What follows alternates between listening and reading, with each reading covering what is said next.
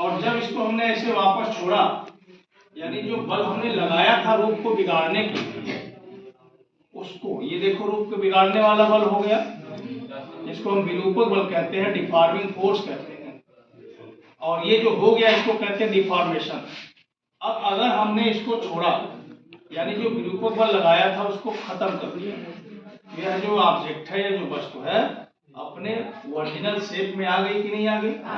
तो एक था यहाँ पर जिसने रूप को बिगाड़ा, और दूसरा एक बल और काम कर रहा था, इसका मतलब साफ हो गया, जिसने इसको इसके ओरिजिनल शेप में लाया, उसका नाम है प्रत्यानयन बल। अब फिर से देखिए, एक वस्तु आपके पास ये है जिस पर एक्सटर्नल डिफॉर्मिंग फोर्स अप्लाई किया, तो क्या हुआ, इसमें डिफॉर्मेशन आ गया, विरूपण आ गया। उसके बाद इसको छोड़ा, यानी डिफॉर्मिंग फोर्स को हटाया, तो ये अपने ओरिजिनल शेप में आ जाए। अब दूसरा ऑब्जेक्ट हमारे पास यहाँ है, ठीक है, एक ऑब्जेक्ट हमारे पास यहाँ, अब समझ में आ गया? तो ये देखो, ये ऑब्जेक्ट मान लो ऐसे है, ठीक, तो हमने क्या किया, इस पर एक फोर्स लगा दिया, क्लियर, ऐसे फोर्स लगाया तो इसका रूप बिगड़ गया, बिगड़ गया ना, पहले से बिगड़ा ना, और छोड़ दिया। अब क्या हो, उन दोनों में क्या फर्क हुआ? एक बार फिर से इसको चेक करिए आप, जैसे कि हम कोई भी इसका शेप एक बना लेते हैं, ये क्ले है आप जानते होंगे, इसका एक शेप हम ऐसे बना गए, ठीक, और अब इसको भी हमने ऐसे मोड़ दिया, ठीक है, तो इस पर विरूपक बल लगाया, छोड़ दिया वापस, ठीक, वैसे ही काम हम इस पर भी करेंगे, ठीक। अब ये भी ऐसे है और इस पर भी हमने वैसे ही बल लगाया, ठीक, और छोड़ दिया, दोनों में फर्क क्या? पहले वाले में एक्सटर्नल फोर्स हम लोगों ने अप्लाई किया जिसका नाम था डिफॉर्मिंग फोर्स, उसमें डिफॉर्मेशन हुआ, फिर डिफॉर्मिंग फोर्स को हटाया, तो फिर रिस्टोरिंग फोर्स काम किया, जिसकी वजह से अपने ओरिजिनल शेप में वो आ गया। इसमें external force deforming force apply किया, यह डिफॉर्मेशन इसमें आ गया, उसको हटाया, ये अपने ओरिजिनल शेप में नहीं आया, इसका मतलब साफ हो गया कि इसमें रिस्टोरिंग फोर्स वर्क नहीं है। क्लियर हो गया? तो इस तरह से देखा जाए तो हमारे पास दो तरह के ऑब्जेक्ट मिल गए, एक का नाम वो ही होगा जो अभी पहले देखा आपने, वो कौन है भी समझा जाए, और एक ये वाला, दो तरह के ऑब्जेक्ट। तो उसका क्या नाम है, आपके डेली लाइफ में दोनों का यूज आप करते हैं, हमेशा करते हैं। इस तरह के किसी, इसमें जो प्रॉपर्टी पाई जा रही है, ऐसी प्रॉपर्टी, इस तरह की कोई प्रॉपर्टी वाला ऑब्जेक्ट आप क्या यूज करते हैं, जिसको बल लगाने से उसका शेप बदल जाता हो, बड़ा लंबा हो जाए, या उसका रूप बिगड़ जाए और छोड़ दिया जाए तो फिर वापस आ जाए,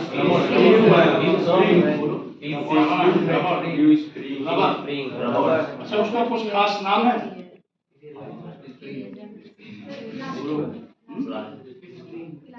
इलास्टिक। इलास्टिक का नाम है, सुने हो? इलास्टिक सब लोग यूज कर रहे हैं, सबके पास इलास्टिक है। अब ऐसे इतना क्या था, इसे खींच के छोड़ो, फिर से अपने जगह पे चला गया, बोलो, तो ये क्या है, इसमें इलास्टिक लगा हुआ है ना। तो ऐसी बहुत सारी चीजें हम यूज करते हैं जिसमें इलास्टिक का यूज होता है, क्लियर। और उसकी खास प्रॉपर्टी क्या है, उसमें रिस्टोरिंग फोर्स काम करता है, यानी इलास्टिक, और हिंदी में उसको कहते हैं प्रत्यास्थ।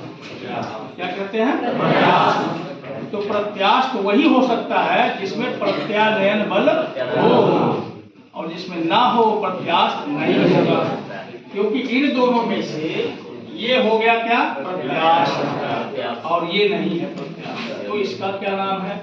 इसका भी नाम है, जो आप अपने डेली लाइफ में यूज करते हैं, बहुत सारे सामान वगैरह इसके बनाए जाते हैं, इसका नाम है प्लास्टिक।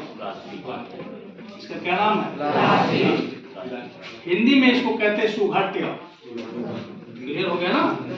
तो वस्तुएं, पदार्थ दो तरह के मिल गए अब तक, एक तो इलास्टिक है और दूसरा। क्लियर? तो पहले इन दो बलों को समझना है, एक कौन है, डिफॉर्मिंग और एक है रिस्टोरिंग।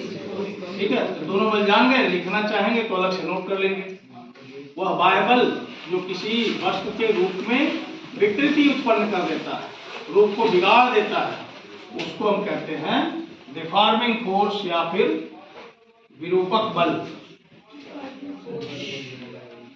ठीक है, और ऐसा बल, ये तो हो गया विरूपक बल, और दूसरे नंबर पर आप रिस्टोरिंग फोर्स लिख सकते हैं, प्रत्यानयन बल। वह बल जो किसी वस्तु को अपने प्रारंभिक अवस्था में लाता है, जो किसी वस्तु को अपने मूल अवस्था में लाता है, उसको हम क्या कहते हैं, उसको हम कहते हैं रिस्टोरिंग फोर्स, या फिर उसे हम कहते हैं हिंदी में प्रत्यानयन बल। अब समझ गए?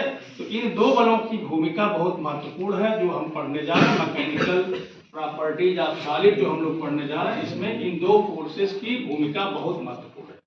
बिना इनके हम किसी भी टर्म को समझ नहीं सकते, किसी भी क्रिया को इसमें समझ नहीं सकते। क्लियर हो गया? किसी कोई डाउट है? चलिए देखिए आगे बढ़ते हैं। सबसे पहले हम लोग पढ़ने वाले हैं विकृति। ठीक है, आप हेडिंग बनाइए विकृति। इसको अंग्रेजी में कहते हैं स्ट्रेन। तो अब ये सब कब होंगे? विकृति का मतलब होता है बिगड़ना। ठीक है, यानी रूप का बिगड़ जाना, अपने प्रारंभिक अवस्था से अलग हो जाना, मूल अवस्था से बदल जाना, इसी को हम कहते हैं विकृति। अब समझ गए? तो आपको पता चल गया विकृति कब होगा, जब कौन सा फोर्स लगेगा, किस बल के प्रभाव में विकृति होगी, विरूपक बल के प्रभाव में। इसीलिए सबसे पहले विरूपक बल जानना जरूरी था कि नहीं था? अब जैसे कोई भी ऑब्जेक्ट हमारे पास है, जैसे मान लो यही है, इसको खींचा, इसकी लंबाई बढ़ गई, तो इसमें विकृति आ गई कि नहीं आ गई? अब कितनी विकृति हुई इसका माप हम कैसे करेंगे? तो खींचा और छोड़ा वापस गई, लेकिन खींचा तो बढ़ गया। ठीक है, ऐसे कोई वायर है, रबर वायर है, उसको खींचा तो क्या होगा, बढ़ जाएगा, छोड़ दिया फिर वापस जाएगा, लेकिन बढ़ा तो कितना, उसमें कितनी विकृति हुई, ये कैसे हम जान पा रहे हैं? जैसे मान लो हमारे पास एक चाक का टुकड़ा है, तो क्या ये कंप्लीट है या फिर इसमें विकृति आ गई है? बताओ कैसे? अगर आप पहली बार इस चाक के टुकड़े को देखते तो क्या बता देते कि इसमें विकृति है कि नहीं? जल्दी बोलो नहीं बता पाते। क्यों? क्योंकि विकृति जानने के लिए इसके प्रारंभिक अवस्था से क्या करना पड़ेगा, तुलना करना पड़ेगा। कितनी विकृति आई क्या बता सकते हैं? ये हम कह रहे हैं कि ये आपका 2 सेंटीमीटर बचा हुआ है, तो विकृति कितनी आई? इसके लिए आपको क्या जानना चाहिए, कितना लंबा पहले था। मान लो 6 सेंटीमीटर लंबा था, विकृति कितने की आई? अब समझ में आया? तो हर पदार्थ में जो विकृति है वो अलग अलग होती है। तो किसी एक पदार्थ में कितनी हुई, उस पदार्थ की वह प्रॉपर्टी बन गई ना, क्योंकि उस पदार्थ का तार जब भी आप लेंगे तो हमेशा उसी रेशियो में उसमें क्या आएगी, विकृति आएगी। जैसे देखो, तो आप यहाँ समझ गए कि हम कैसे जान पाए प्रारंभिक, इसके प्रारंभिक अवस्था से तुलना करके। तो मान लो 4 सेंटीमीटर की विकृति आ गई, 6 सेंटीमीटर ये था, आया समझ में? तो 6 पर विकृति, जब ये 6 सेंटीमीटर का था तो 4 सेंटीमीटर की विकृति आ गई, तो 1 सेंटीमीटर पर विकृति कितनी आएगी? आया कुछ समझ में? अगर इस वायर की लंबाई कैपिटल L होता और विकृति स्मॉल l आ जाता, तो फिर 1 पर विकृति कितनी आती? कुछ समझ में आया? तो यह क्या है, भिन्नात्मक स्थिति। हमने जो परिवर्तन हुआ था उसका भिन्नात्मक स्थिति ज्ञात कर लिया, भिन्नात्मक परिवर्तन ज्ञात कर लिया। तो विकृति क्या है, ये फ्रैक्शनल चेंज है। The fractional change in an object is called strain. मतलब किसी वस्तु में होने वाले भिन्नात्मक परिवर्तन को विकृति कहते हैं। लिख जाइए, किसी वस्तु में होने वाले भिन्नात्मक परिवर्तन को विकृति कहते हैं। किसी वस्तु में होने वाले भिन्नात्मक परिवर्तन को विकृति कहते हैं।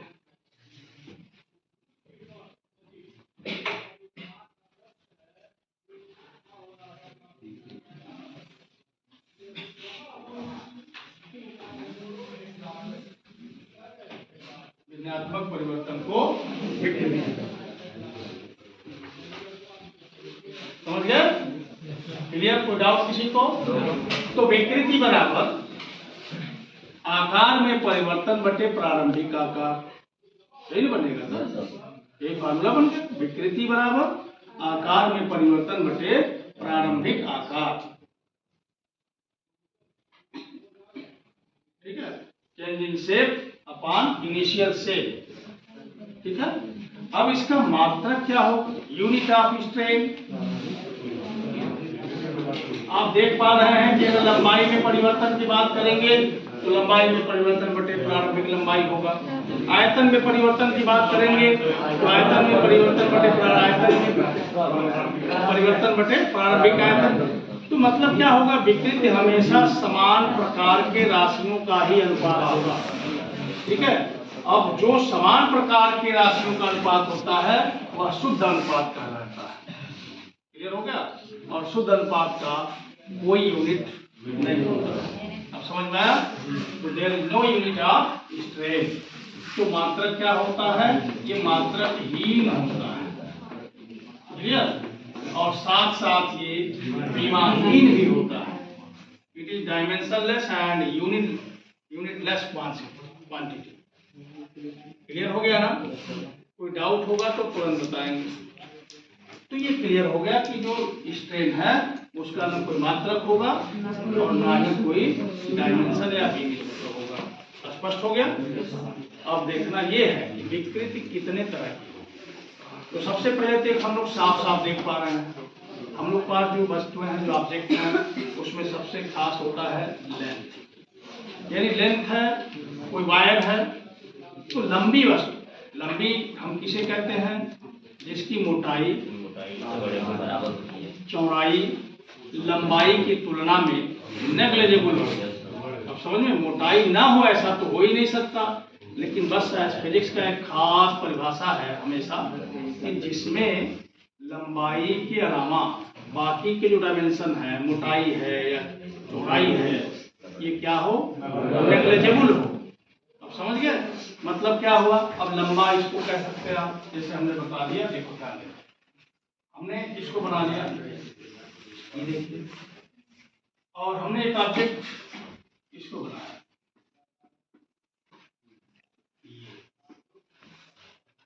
इन दोनों में कौन लंबा है मैं ये नहीं पूछ रहा हूं, मैं ये कह रहा हूं कि इन दोनों में लंबी वस्तु किसे कहेंगे। अकेले इसको आप देख रहे हैं, अकेले इसको आप देख रहे हैं, तो दोनों में से लंबी वस्तु किसे कहेंगे? किसको कहेंगे? किसको कहेंगे? किसको कहेंगे? ये लंबी वस्तु। जबकि जब दोनों की तुलना करेंगे तो इसकी लंबाई इससे छोटी है ना? तो यहाँ तुलना की बात नहीं हो रही, इनमें से कौन लंबी है ऐसा नहीं पूछा गया आपसे। इन दोनों में अलग अलग देख रहे हैं तो किसको लंबी वस्तु कहेंगे? क्लियर? तो जिसकी लंबाई के अलावा बाकी के जो डायमेंशन हैं वह नेग्लिजिबल होंगे, उनको हम क्या कहेंगे? लंबी। इसी तरह का वायर होता है। तो इस वायर को, अब इसमें हम जब इसका मोटाई है ही नहीं, नेग्लिजिबल है, तो फिर हम क्या करें? इसकी लंबाई को अगर हम इसमें विकृति उत्पन्न करेंगे तो इसके लंबाई में ही ना परिवर्तन होगा। यानी जो परिवर्तन होगा इसी रेखा में होगा। तो इसमें जो उत्पन्न होने वाली विकृति है, या तो लंबाई का विकृति कहा जाए या तो रेखीय विकृति कहा जाए, और थोड़ा शुद्ध हिंदी की बात करें तो उसको हम अनुदैर्घ्य विकृति कहते हैं, लॉन्गिट्यूडनल स्ट्रेन। तो विकृति कई प्रकार की होती है, उसमें से पहले प्रकार की विकृति मिल गई जिसका नाम है अनुदैर्घ्य विकृति। क्या नाम है? अनुदैर्घ्य विकृति। क्लियर हो गया?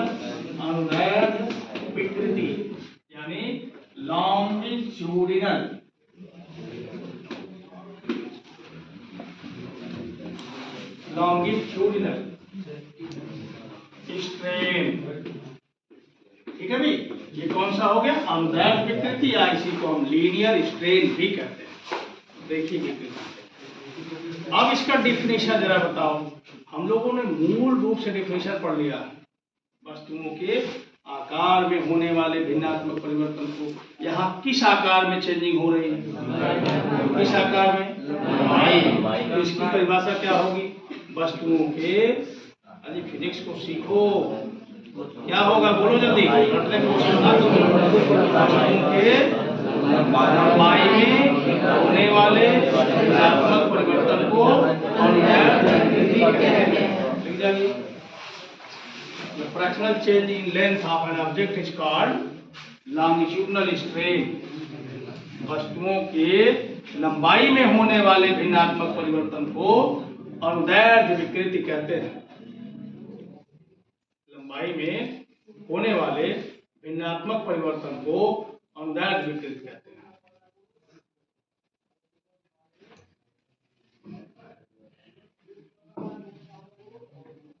ठीक है। अच्छा, इसका जो फार्मूला है वो भी तुम्हारे पास तुरंत आ जाएगा। क्या फार्मूला है बताओ? अनुदैर्ध्य विकृति बराबर लंबाई में परिवर्तन बटे प्रारंभिक लंबाई। तो देखो हमारे पास एक वायर है और इस वायर का जो लंबाई है पहले से ये है कैपिटल एल। ध्यान देना, ये कैपिटल एल है। इसके बाद डिफॉर्मिंग फोर्स अप्लाई कर दिया और इसका जो लेंथ है वह बन गया, उसमें बढ़ गया। कितना बढ़ गया? स्मॉल एल बढ़ गया। यानी पूरा का पूरा लेंथ इसका हो गया capital L plus small L. आया समझ में? तो बढ़ा कितना है भाई? तो विकृति का जो फार्मूला यहाँ बनेगा अनुदैर्ध्य विकृति का, वो क्या बनेगा बताओ? अनुदैर्ध्य विकृति बराबर लंबाई में वृद्धि बटे प्रारंभिक लंबाई। तो लंबाई में वृद्धि कितनी है? तो अनुदैर्ध्य विकृति बराबर क्या बन गया? स्मॉल एल बटे, पहले लिखना था लंबाई में वृद्धि, पहले उस तरह फार्मूला लिख लीजिए। अनुदैर्ध्य विकृति बराबर लंबाई में वृद्धि बटे प्रारंभिक लंबाई, और उसके बाद ये नोट कर दीजिए स्मॉल एल बटे क्या। समझ में आ गया? कोई कंफ्यूजन किसी को? अब बताओ इसका मात्रक और विमीय सूत्र होगा? नहीं। जल्दी बोलो। नहीं होगा। तो भी आप लिख देंगे इसी के आगे, इसका मात्रक और विमीय सूत्र नहीं होगा। अब देखो फिजिक्स का जरा सिस्टम समझो आप। दूसरे नंबर पर हम लिख देते हैं आयतन विकृति। ठीक है भाई, दूसरे नंबर पर हमने क्या लिख दिया? आयतन विकृति। जैसे मैंने यहाँ दो बात दिखाई आपको, ऐसे खींचा तो इसकी लंबाई बढ़ी, इसको ऐसे दबा दिया, जरा बताओ क्या बदला इसका? तो आयतन में विकृति उत्पन्न हो गई, उसी को हम कहते हैं आयतन विकृति। तो अब बताओ आयतन विकृति का क्या परिभाषा बनेगा? जल्दी बोलो। आयतन में होने वाले भिन्नात्मक परिवर्तन को आयतन। कोई कंफ्यूजन किसी को? तो लिखो अपने से। अभी भी कुछ लोग नहीं लिख पा रहे, बोल पा रहे, बैल हो पूरा। जिसका ध्यान यहाँ है वो हर हाल में बोलेगा। जल्दी करो। वस्तुओं के आयतन में होने वाले भिन्नात्मक परिवर्तन को आयतन विकृति कहते हैं। ठीक है, इसका फार्मूला क्या बनेगा? आयतन विकृति बराबर वॉल्यूम स्ट्रेन। इसको इंग्लिश में क्या कहेंगे? Volume strain. तो क्या बनेगा जरा बताओ? आयतन में परिवर्तन बटे। ठीक है, तो फार्मूला ऐसे बना सकते हैं। ये डेल्टा वी और प्रारंभिक आयतन को हम लोग मान लें कैपिटल वी। आया समझ में? समझ गए? अब जरा इसका बताओ मात्रक क्या होगा? जल्दी बोलो सब लोग। मात्रक भी होगा। विमीय सूत्र ये भी डायमेंशनलेस और यूनिटलेस क्वांटिटी होगी। समझ गए? बाकी फिर अगले दिन पढ़ेंगे। आप निकालिए। विकृति हो गया ना? तो डाउट है ना किसी को? अब आप लिखिए अपरूपण विकृति, शियरिंग स्ट्रेस। ये बहुत मजेदार है, अभी मैं बताता हूँ। तीसरे नंबर पर लिखना था अपरूपण।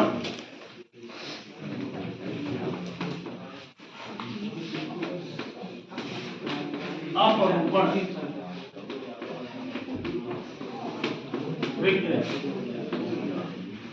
ठीक है, इसको अंग्रेजी में कहेंगे शियरिंग स्ट्रेन। ठीक है, इसको क्या कहेंगे? Shearing strain. आप देखो, मैंने पहले बता दिया, बहुत मजेदार है।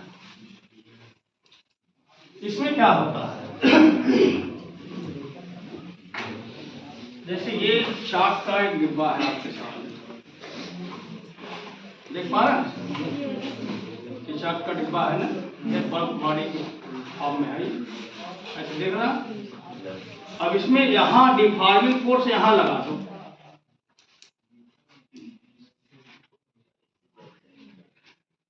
तो जब डिफॉर्मिंग फोर्स आप यहां लगा रहे हैं तो आप क्या देख पा रहे हैं? देखिए ध्यान से,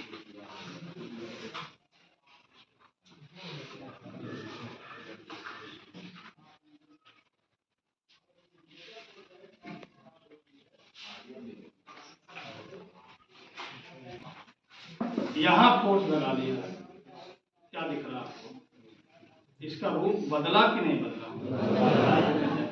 तो बदल गया ना, पहले ऐसे था, ये घनाभ किया था ना, वाइट, और जब इसको यहाँ एक ऊपर ऐसे टेंजेंशियल फोर्स लगा दिया तो क्या ये क्यूबाइड रह गया, घनाभ रह गया, शेप चेंज।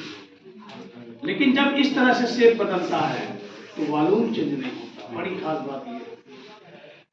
ठीक है, इस तरह से जब शेप बदलता है तो वॉल्यूम चेंज नहीं होता, क्योंकि एक फार्मूला, एक थ्योरम है ज्योमेट्री का कि एक ही आधार रेखा पर बने हुए चतुर्भुज या बने हुए त्रिभुज का क्षेत्रफल बराबर, और क्षेत्रफल बराबर होने की वजह से आयतन भी बराबर हो जाता है। जैसे देखो हमारे पास का एरिया क्या होगा, तो ठीक इसी तरह से अभी मैं दिखाऊंगा आपको। ऐसे देखो, ये दिख रहा था पहले रेक्टेंगल जैसा, जब हम इधर से दिखा रहे हैं आपको ये वाला शेप, जो आपको ये वाला शेप दिख रहा है इधर से, ये वाला कैसा दिख रहा है? आयत जैसा ही दिख रहा है, लेकिन जब इसको ऐसे लगा दिया बल तो कैसा दिख रहा था? तब भी आयत दिख रहा है ना, तो अब ये ऐसे दिख रहा है।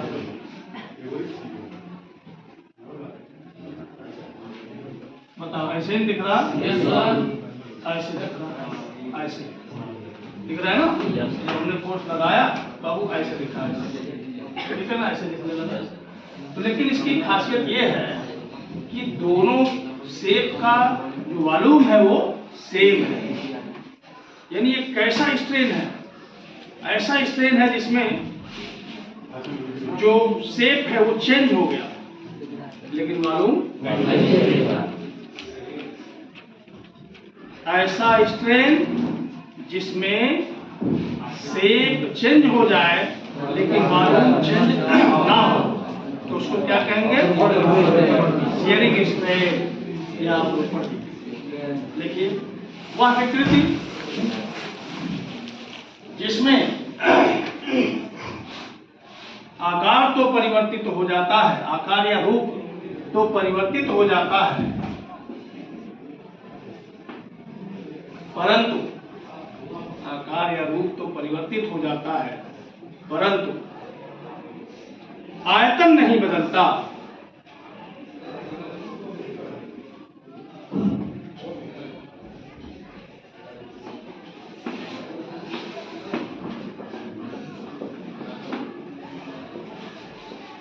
अपरूपण विकृति कहलाता है।